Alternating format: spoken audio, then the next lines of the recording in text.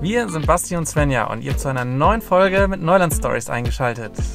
Wegen des andauernd schlechten Wetters haben wir uns ganz schnell vom Norden und der NC 500 verabschiedet und sind Richtung Westen von Schottland aufgebrochen. Während wir uns in der letzten Woche zwei richtig schöne Destillerien angeschaut haben, sind wir in dieser Woche bei wunderschönem Wetter durch den Cairngorm National Park gefahren. Und danach sind wir auf ein Bauwerk gestoßen, das wir so in Schottland nicht erwartet hätten. Definitiv nicht, dass man hier erwarten würde. Nee. Während uns das gute Wetter endlich wieder in die Karten spielt, sollte unsere Glückssträhne aber nicht lange anhalten. Dann müssen wir leider einmal kurz in die Werkstatt fahren. Abonniert unseren Kanal und gebt dem Video einen Daumen nach oben, wenn es euch gefallen hat und ihr uns hier auf YouTube kostenlos unterstützen möchtet.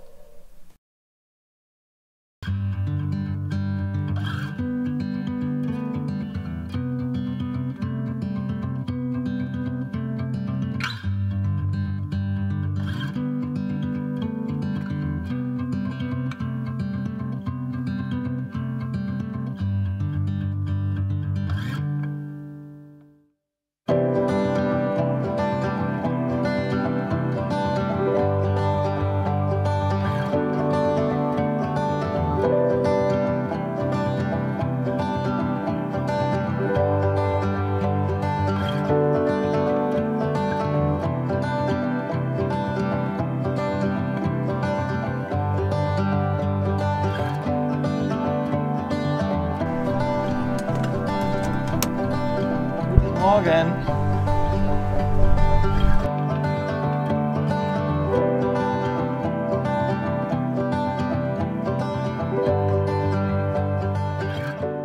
Ausnahmsweise scheint heute jetzt gerade mal die Sonne. Wir sind völlig überrascht und viel besser drauf.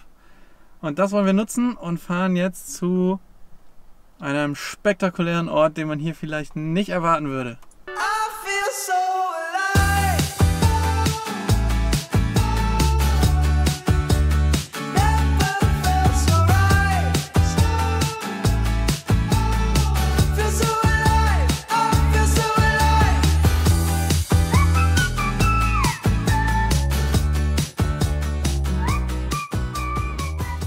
Hier ist mehr los als erwartet.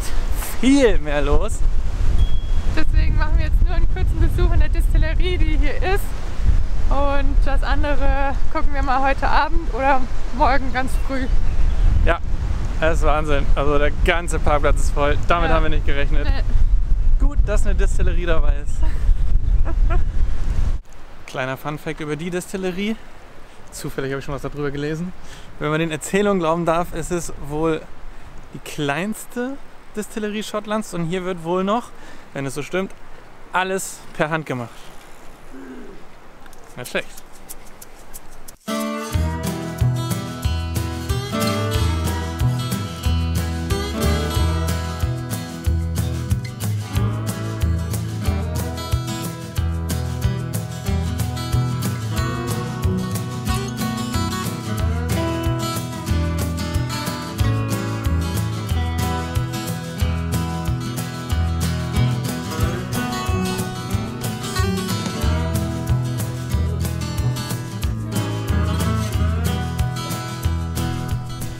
So, der Weg zur Distillerie war irgendwie doch ein bisschen länger als gedacht. Deswegen ist Svenny umgedreht und hat sich Pepper nochmal geschnappt, um mit der eine kleine Runde zu laufen. Ich bin trotzdem zur Distillerie, aber auch da war keine Tour verfügbar.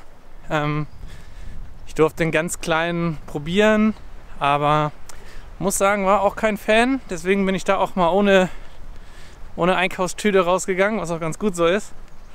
Und jetzt gehe ich zurück zum Van, gehe zu Svenny und Pepper und dann müssen wir leider einmal kurz in die Werkstatt fahren.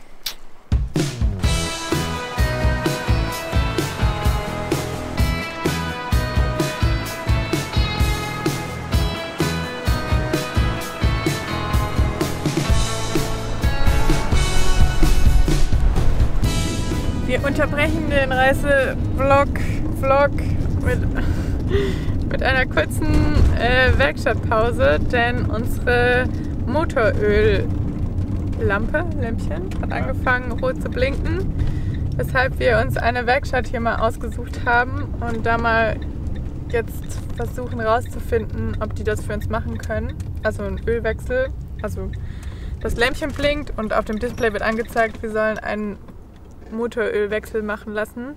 Deswegen fragen wir mal danach, ob die Kapazität haben und uns hoffentlich schnell helfen lassen. Oder schnell helfen können. Oder wir nehmen einfach den Defender hier. Hier stehen voll viele Defender. Oder den da hinten. Basti tauscht ein. Das war eigentlich der Plan. Guck mal, der blaue hier. Das ist ein Land Rover, ist gar kein Defender. Sieht genauso aus. Ich glaube, ich habe noch niemanden so glücklich auf ein Werkstattgelände fahren sehen. Checkt mal aus. Vielleicht kommen wir auch mit dem Defender zurück.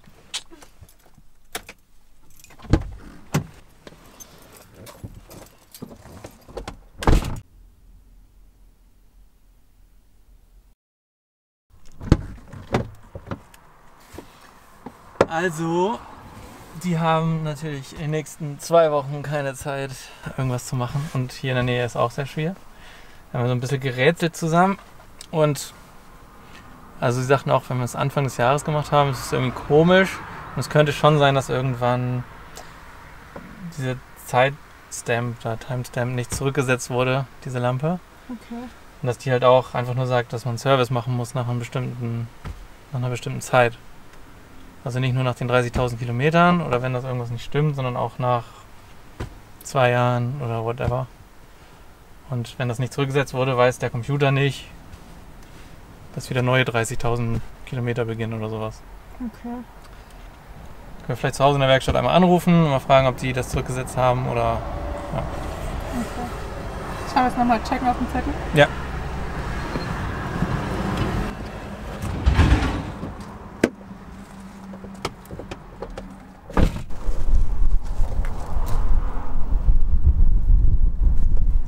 Oh, 12,21. Ja. Wir haben jetzt nochmal Öl gekauft, weil der Ölstand ist okay, aber jetzt auch nicht top. Also man kann auch, glaube ich, ein bisschen was reinfüllen. Das probieren wir jetzt nochmal gleich. Beziehungsweise nachher, wenn der Motor ein bisschen abgekühlt ist. Dann füllen wir das nochmal nach und gucken, ob es vielleicht dann schon aufhört zu blinken. Und ansonsten müssen wir nochmal irgendwo anders eine Werkstatt suchen.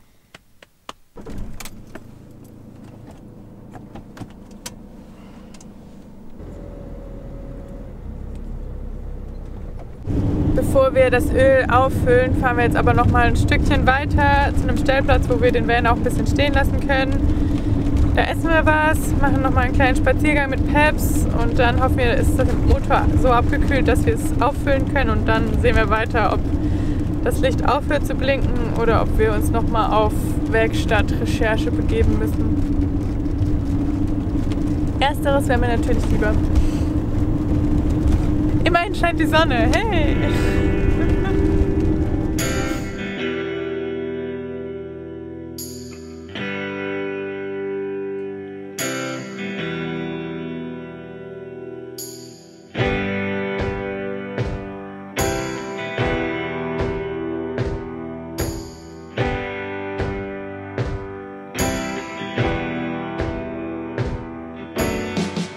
So, wir sind wieder bei dem Parkplatz, bei dem wir vorhin waren und das Schloss scheint schon geschlossen zu sein und deswegen ist der ganze Parkplatz quasi schon leer.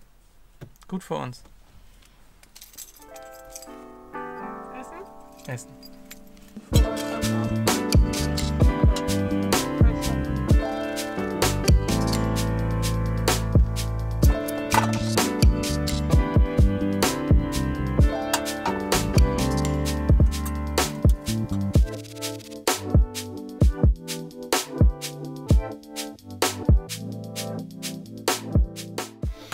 Das hat gemundet. Sehr lecker.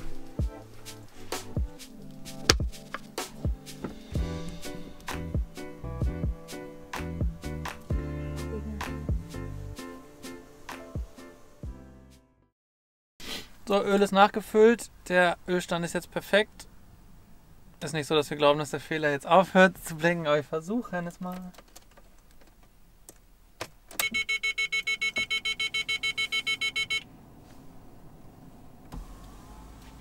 Also eben stand, Motorölwechsel. Ist trotzdem anmachen.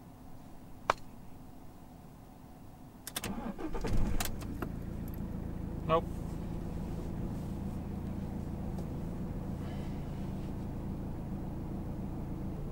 Keine Ahnung. Wollen wir erstmal unsere kleine Wanderung machen noch?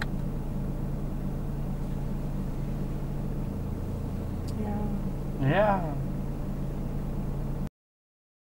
Wir haben uns jetzt aufgerafft. So richtig Lust hatten wir eigentlich nicht mehr. Aber wir haben jetzt so einigermaßen die Geschehnisse verdaut heute und wollen jetzt unbedingt noch dahin, was wir heute vorhatten. Und das machen wir jetzt auch. Obwohl es schon sehr spät ist und mein Weg im Soll.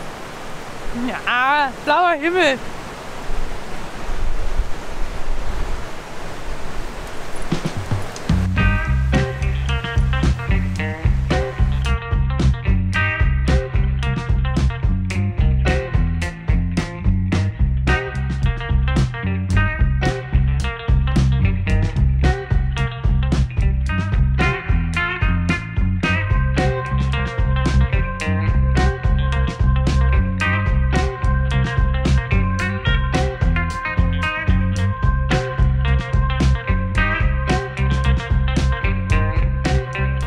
So, warum wir immer noch laufen und noch nicht an unserem Zielort angekommen sind.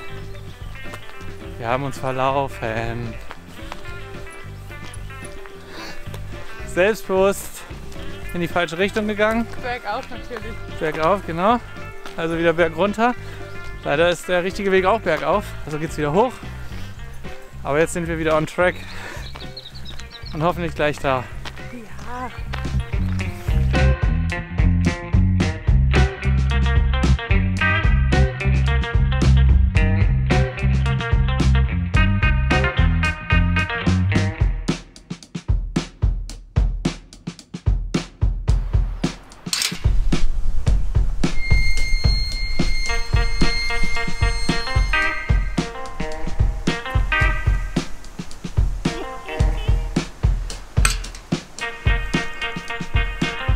Wieso sind eigentlich immer alle Sachen, die wir uns angucken wollen, immer oben auf dem Berg? Packt gute Schuhe ein, wenn ihr nach Schottland kommt. So ein paar Höhenmeter müsst ihr da einplanen.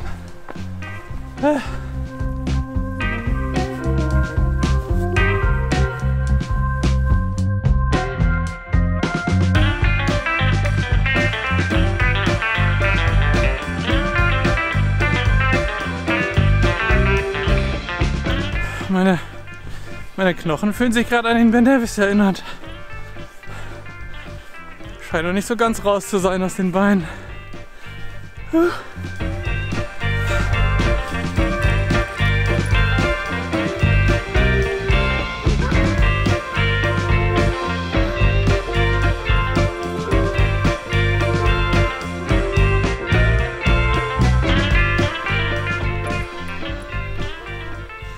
Sieht hier mit dem Gras und dem Moos zwischen den Bäumen richtig aus wie so ein Märchenwald.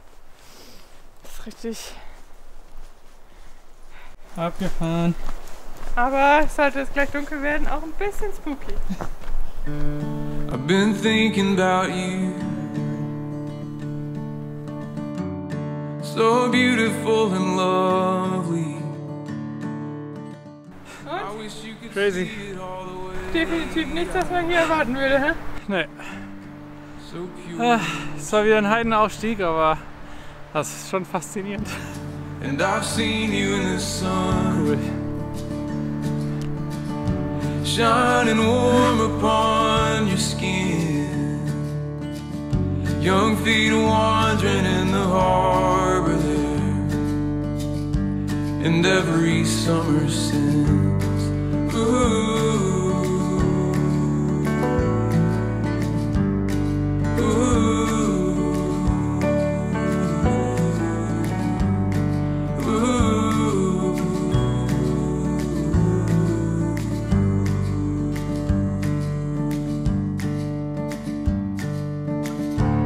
And your song is alive. It's filling all the empty. Each eternity within these walls, within your precious heart. Ooh.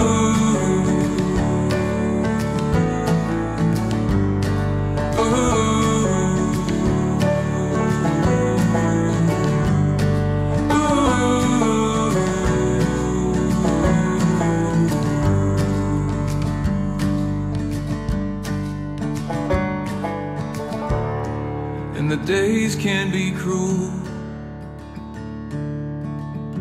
I know the hours take a toll. I know it's hard to open up the doors and let me see inside. Die Pyramide hinter uns hat Queen Victoria erbauen lassen als Denkmal für ihren geliebten Mann Prinz Albert. Aber, also es ist Wahnsinn. Aber warum hier? Warum? Was für ein Glück, dass ich vorhin in der Distillerie war. Da hat mir der gute Mann, der mir auch einen kleinen Whisky ausgeschenkt hat, erzählt, dass sie diesen Platz ausgewählt haben für die Pyramide, weil die zwei immer hier hochgekommen sind und diese Wahnsinnsaussicht genossen haben. Echt? Echt jetzt? Ja. Deshalb hier. Vielleicht Also hätte ich wenn er mir die Wahrheit erzählt hat oder je nachdem, was es für ein Mythos ist, aber so die Geschichte zumindest. Aber der Ausblick ist auch absoluter Wahnsinn. Ja. Das kann man schon verstehen. Zumal das Schloss nur ein paar Schritte von hier entfernt ist oder auch ein paar mehr Schritte, wie wir gerade gemerkt haben. Man muss zumindest ganz schön bergauf laufen. Also das königliche Anwesen hier in Schottland. Genau. Balmoral Castle oder so. Eigentlich eine schöne Geschichte. Eigentlich eine schöne Geschichte.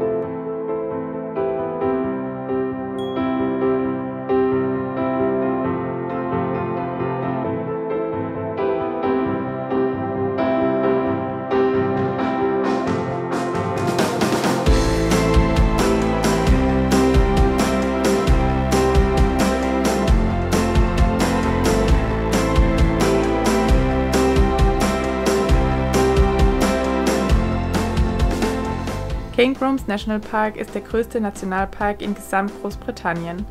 Er erstreckt sich hinweg über die zentralen Highlands im Nordosten von Schottland. Auch die beliebte Whisky-Region Speyside liegt schon im Nationalpark. Die Landschaft ist geprägt durch die heidebewachsenen Hochflächen, tiefschwarzen, schimmernden Seen, zahlreiche Hochmoore und jetzt im Frühling tiefgrünen Wälder.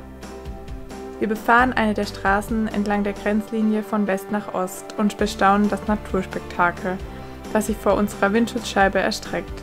Links und rechts von uns die weichen Bergketten, die sich malerisch in das Wolkenspiel schmiegen.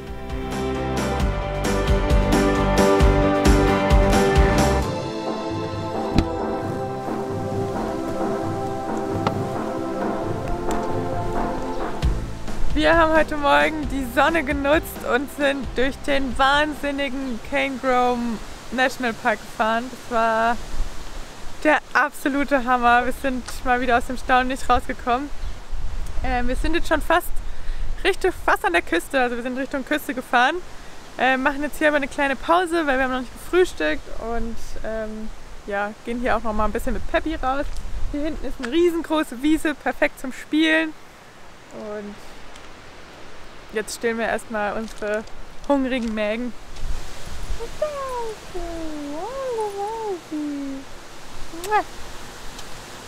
Auch immer froh über eine Pause. Auch immer froh über eine Pause. Ja.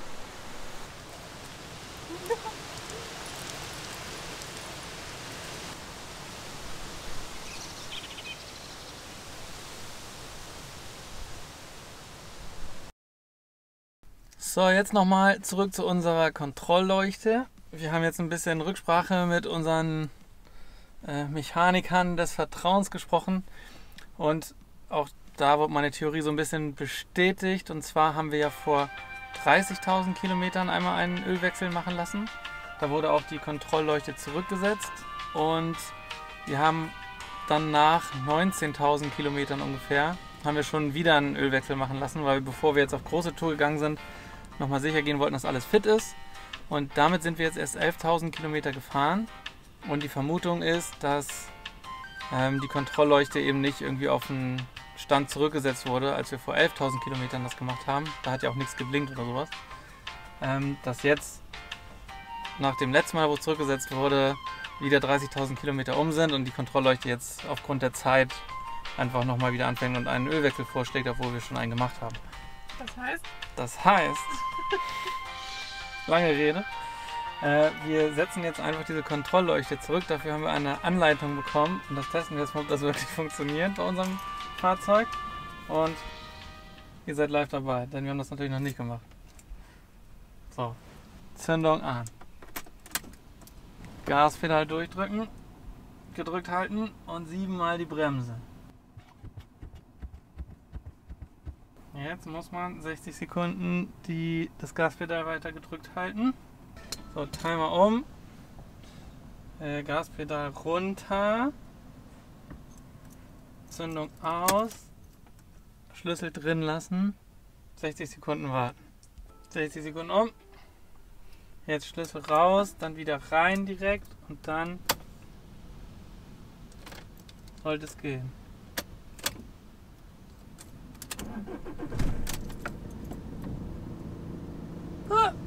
Geht. Hä? Ja. Das wird doch nicht mal angezeigt oben im Bildschirm. Ja. Das ist ja abgefahren. Also jetzt haben wir den zumindest zurückgesetzt. Das heißt, das sollte wieder in 30.000 Kilometern wieder angehen. Wir machen sowieso nochmal einen Ölwechsel, bevor es für uns nach Kanada geht. Also deutlich früher als jetzt müssten wir ja theoretisch wieder 19.000 und müssen uns das merken. Aber wir machen halt viel früher nochmal ein, dann setzen wir den wieder zurück und dann wissen wir auch immer genau, dass nach 30.000, dass wir den wieder machen müssen oder eben früher. Und haben die Hoffnung, dass das auch das Problem war und falls es ein anderes Problem war, dass natürlich wieder auch irgendeine Fehlermeldung angezeigt wird. Also Problem hoffentlich gelöst. So, damit haben wir hoffentlich das Problem gelöst und Groot ist wieder fit. Wir müssen das jetzt irgendwie mal die nächste Zeit beobachten, dass der Fehler nicht wieder auftritt. Dann sind wir aber guter Dinge, dass das alles funktioniert. Wir genießen jetzt noch die Sonne in der Natur und das schöne Wetter. Und dann freuen wir uns auf nächste Woche, endlich mal wieder in die Stadt zu kommen. Und wir nehmen euch mit nach Edinburgh. Ja, yeah, kleines Städte-Special. Wenn euch dieses Video gefallen hat, lasst uns wie immer einen Daumen nach oben da. Abonniert den Kanal und begleitet uns nächste Woche damit nach Edinburgh. Und das war's für diese Woche. Danke. Ende. Guckst du die ganze Zeit, wie so eine schwäbische Hausfrau geht? Ja. Grüße an meine Eltern. Wir haben heute schon alles zusammengepackt. Hast du eigentlich schon was gesagt? Kurz und knapp. Zack, zack.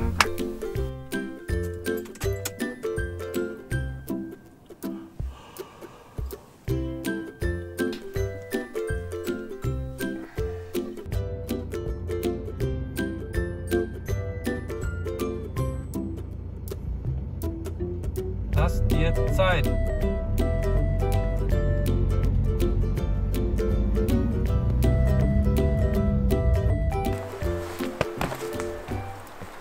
Wer das noch kann, darf nachher nicht jammern.